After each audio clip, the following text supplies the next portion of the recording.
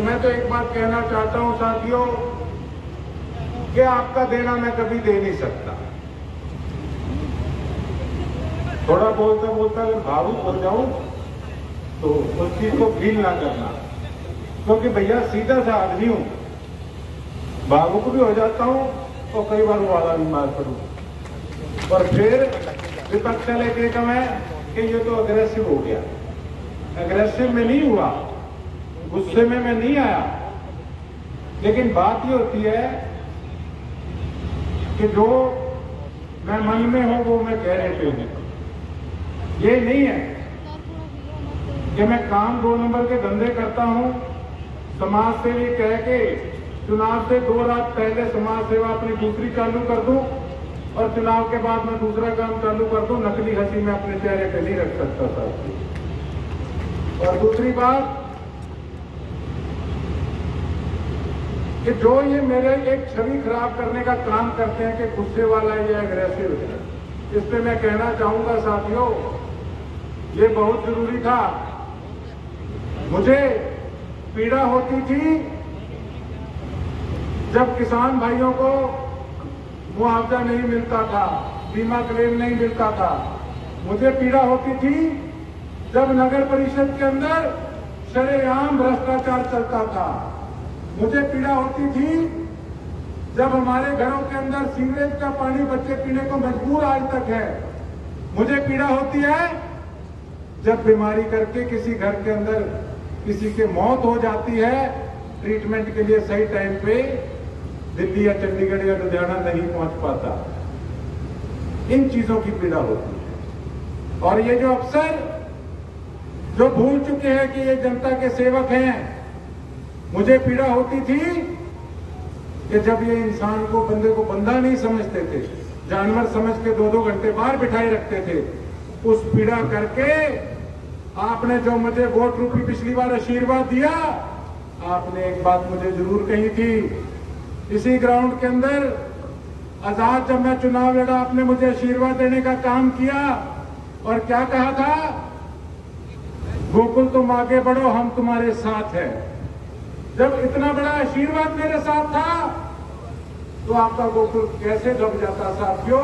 मैंने हर वक्त आपकी आवाज बेशक विधानसभा में नहीं पहुंचा, पर ये गूंगी बहरी सरकार के कानों तक आपके सिरसा वालों की पीड़ा को पहुंचाने का काम किया। बेशक मेरे पे इन्होंने झूठे SC का पर्चा डलवाया हो, बेशक पिछले चुनाव के अंदर इन्होंने मेरे पे अपहरण का केस डाला हो। साथियों आपको पता है, कई लोग कहते हैं कि सेठिया तेरे से गलती हो गई कि पिछली बार अगर तू मंडी के अंदर पैसे बांटने वाले को ना रोकता तो शायद तो चुनाव जीत जाता। इसका कारण क्या था, कई दिनों से सट्टे वाले भाव में गोकुल सेठिया पीछे चल रहा था। और यही जो पूर्व मुख्यमंत्री है, जो आपके बेटे को कहते थे कि ये आंख दिखाता है, जो कहते थे बिना पर्ची और बिना खर्ची की हमारी सरकार है, इनकी पर्चियां जो बट रही थी उस रात को, उनको उनका पर्दाफाश करने के लिए लाइव मैंने वहां पर उनके करिंदे पकड़े जो कि आप लोगों का जमीर खरीदने की कोशिश कर रहे थे। साहब मैंने एक सच्चाई से काम करा। मुझे कई लोगों ने ये बात कही कि तूने पैसे नहीं लगाए, तूने शराब नहीं बांटी, तूने नशा नहीं बांटा। कहते दारू तो छोटी चीज है, आजकल तो पता नहीं नेता क्या क्या बांटने लगे वोट।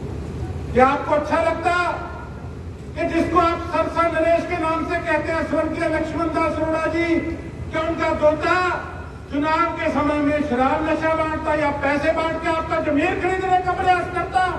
ये गिलोना काम नहीं किया। मुझे इसकी आज भी खुश किया था, मेरे पैर डगमगाते थे जब चुनाव चल रहा था कि भैया क्या करें, कैसे करें। आज भी आपको अपने मन की बात बताऊंगा। आज क्या हो रहा है गांव के अंदर, शरेआम जो लोग 5 साल जिन्होंने किसानों से मुंह फेर दिया था, उस समय जब किसानों के संघर्ष की लड़ाई थी,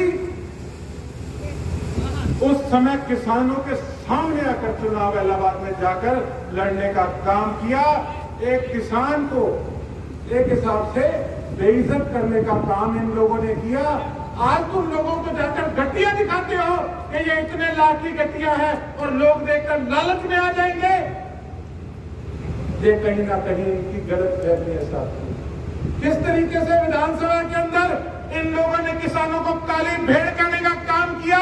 मैं इनको कहना चाहता हूं, इन घमंडी लोगों को, कि किसान धूप के अंदर मेहनत करके काला तो जरूर उसका रंग पड़ सकता है, पर वो सारी दुनिया का पेट पालता है। शर्म आती है ऐसे लोगों पे जो कि किसानों को काली भेड़ करने का काम करते हैं। हमें कहीं ना कहीं हमें नाज होता है कि हमारे विधायक इस तरीके के हों जो कि किसानों के लिए अपने इलाके की जिनसे शान बढ़े। और एक इस प्रकार के साथ लोग हैं आपके सामने। 5 साल किस प्रकार से दुख तकलीफें आप पे आई, कभी आपके बीच में आए? धन्यवाद करने भी क्या कभी बीच में आए क्या? 76 के अंदर से मात्र 24 हाजिरी, ऐसी क्या मजबूरी हो गई थी आपकी? मन तो आपका कहता है कि मैं फतेहाबाद से भी लड़ूं, हमारा परिवार रानिया से भी लड़े, हमारा परिवार एलनाबाद से भी लड़े। साथियों, कहते हैं ना, हाथी के दांत खाने के कुछ और, दिखाने के कुछ और। ये कुछ नहीं है। ये जो चर्चाएं चल रही है ना कि फलानी जगह से भी लड़ेंगे, फलानी जगह से भी लड़ेंगे, आज नोट कर लेना, ये कहीं से नहीं लड़ेंगे, ये सिरसा से लड़ेंगे या किसी न किसी प्रकार से भारतीय जनता पार्टी पे प्रेशर पॉलिटिक्स कर रहे हैं, केवल और केवल ऐसे कैंडिडेट देने के लिए जिससे कि मेरा नुकसान हो। ये आप लोगों से डरते हैं सर। लेकिन इनके सारे भ्रम, इनके सारे वहम एक तारीख को जनता निकालने वाली है सर। मेरे इनसे कोई जाति दुश्मनी नहीं है, मेरे इनसे कोई लड़ाई नहीं है, लेकिन विपक्ष के नाते मेरा प्रश्न करना भी बनता है कि आप लोगों ने आखिर सिरसा के लोगों के लिए क्या किया? नगर परिषद के अंदर जब शरेआम एक भ्रष्ट हमने अफसर पकड़ने का काम किया, आप सबने लाइव देखा, मेरे पे SC/ST एक्ट दिलवाने का काम किया, हमारे गुज्जर भाइयों को मेरे खिलाफ भड़काने का काम किया। अनाज मंडी के अंदर इन्हीं के साथी भारतीय जनता पार्टी ने मेरे पे अपहरण का पर्चा डालने का काम किया। मेरा भी मन दुखता था कि शायद मैं अकेला रह गया, पर मन में एक हौसला जरूर था कि मेरे पीछे इतना बड़ा परिवार बैठा है, मुझे डरने की जरूरत नहीं है। आप सबके हौसले से आपका भाई, आपका बेटा डटा रहा। और मैं तो एक बात कहना चाहूंगा, सियासत के अंदर कुछ नहीं पता लगता कब क्या हो जाए, लेकिन निर्णय ऐसा जरूर होना चाहिए जिससे कि शर्मिंदगी ना हो। आप एक तरफ तो भारतीय जनता पार्टी के खिलाफ पिछले 5 साल बोला करते थे, शरेआम किस प्रकार से इन्होंने किसानों को बेइज्जत करने का काम किया। चलो मान लेते हैं कि आपने समर्थन दे रखा था, आपकी कोई निजी मजबूरी होगी, लेकिन ऐसी आपकी क्या मजबूरी थी कि किसानों के सामने आपने इलाहाबाद जाकर चुनाव लड़ने का काम किया? टंकी आंदोलन नारायणखेड़ा में कितने दिन धरना चलता रहा, एक दिन 1 मिनट भी समय नहीं मिला वहां जाके लोगों की बात पूछने। नारियल फोड़ने से कुछ नहीं होता साथियों। आज गलियों में, मोहल्लों में जाते हैं, माताएं बहनें, कईयों को नहीं पता होता MLA कौन है। कई बार हमारे भी गले पड़ जाते हैं कि हाँ जी आपने क्या किया है, हमारे देखो क्या हालात एरिया के बने पड़े। अगर कोई व्यक्ति बाहर से आता है, हमारे इलाके का हालात देखता है, तो हमें खुद को ये फील होता है कि हमारे इलाके का धार्मिक नगरी में क्या हाल है। एक इंग्लिश में कहावत है, कहते charity start from home, development start from home. Development कम से कम अपनी आगे सड़क की तो होनी चाहिए। आप डेवलपमेंट बात जाके देख लीजिए क्या है। उसके साथ साथ चलो जो अपनी करनी का भुगतेगा वो भुगतेगा व्यक्ति, हमने अपना देखना है साथी। आज हमने आयोजन रखा है, हमने अपनी रणनीति बनाने के लिए आयोजन रखा है। जो इन्होंने करा वो करा, जनता अपने आप जीते। और मैं एक बात कहना चाहूंगा साथियों, आज ये जो गुट्टियां दिखाते हैं ना, वो गुट्टियां कैमरे में इसलिए दिखाते हैं क्योंकि लोगों को इन पर विश्वास नहीं है। ये कहते कुछ और है, करते कुछ और है। सवरपुरा की कुछ गाड़ियां थी, पिछले चुनाव से पहले वहां पे सड़क बनवानी थी, पहले माल घेर दिया और चुनाव के बाद रातों रात जब उठवाने लगे तो गाड़ी वालों ने इनके जो लोग वहां चले लगते हैं तो उनको पीटा। यार इस सब तुम गिर चुके, थोड़ा सा लोगों को भी बदलना। और मेरे पास रात एक व्यक्ति आया, कहता एक हमने कोई धार्मिक प्रोग्राम कराना है, आप बताओ आप क्या दोगे। मैं कहा मैं श्रद्धा अनुसार जो दे सकूंगा मैं जरूर दूंगा अपनी मेहनत की कमाई में। कहता लाख रुपया दोगे तो बुलाएंगे।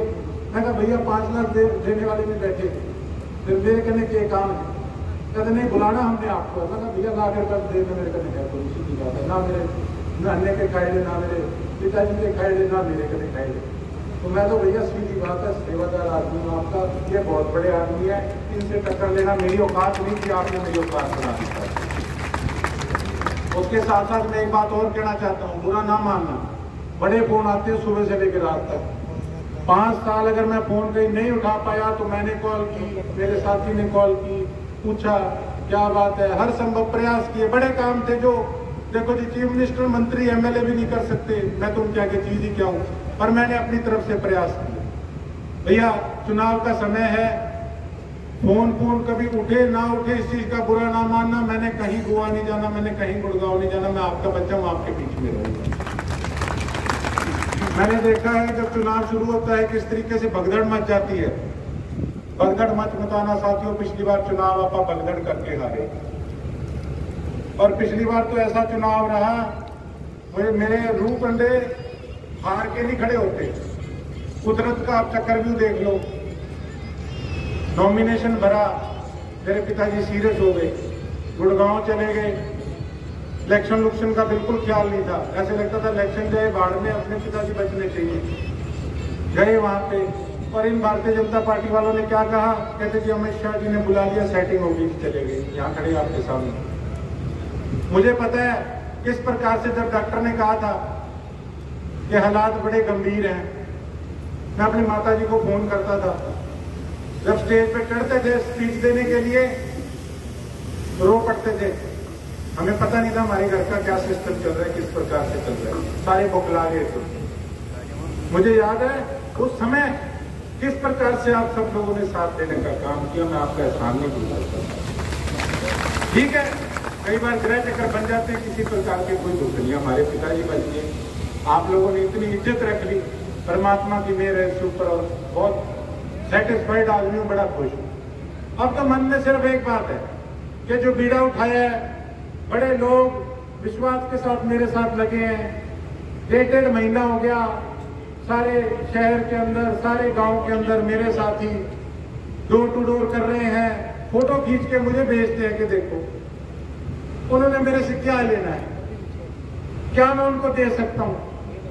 एक विश्वास और प्यार की बात है, इससे बढ़ के आप मेरे लिए और क्या कर सकते हो। बात तो सिर्फ इतनी है साथियों, काम करके दिखाना है, आपकी इज्जत बना के दिखानी है, आपके इलाके की चौधर का डंका पूरे हरियाणा के अंदर बजना चाहिए, ये हालात पैदा करके दिखाने का साथियों।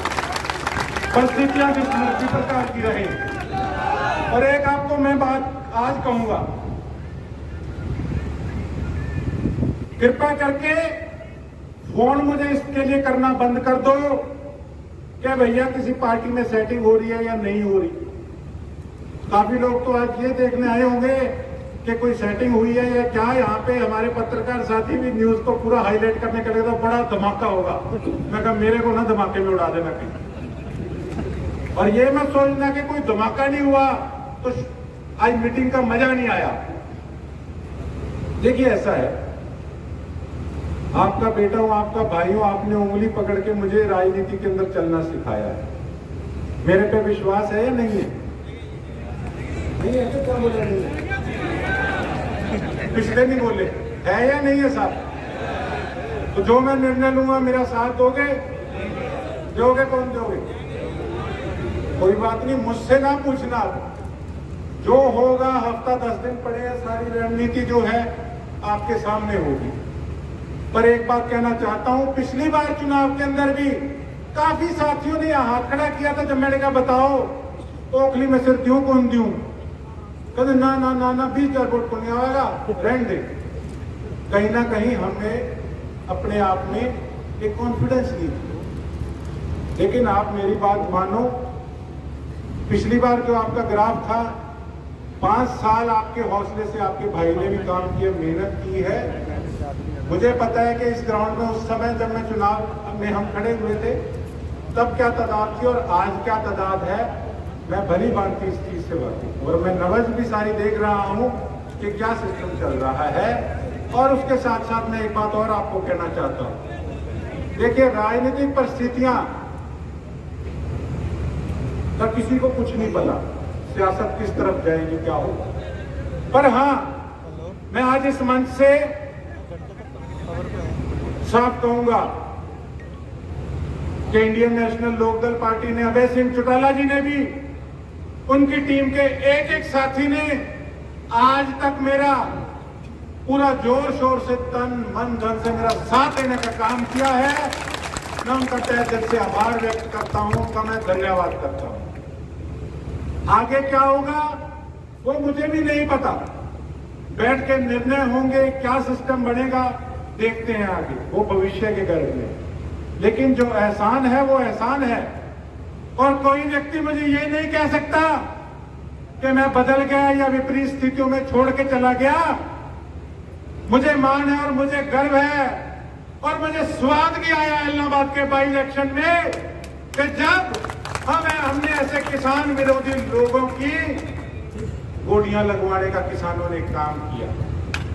उस समय भी भारतीय जनता पार्टी का आपके भाई को, आपके बेटे को ऑफर था कि आप चुनाव लड़ लो।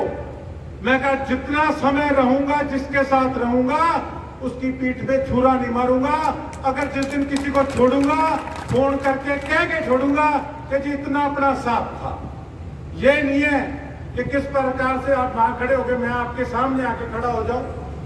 राजनीतिक परिस्थितियां कुछ भी हो सकती हैं, हम उनके बच्चे हैं, उन्होंने मेरा मान सत्कार किया है और इंडियन नेशनल लोकदल पार्टी ने भी मेरा साथ दिया।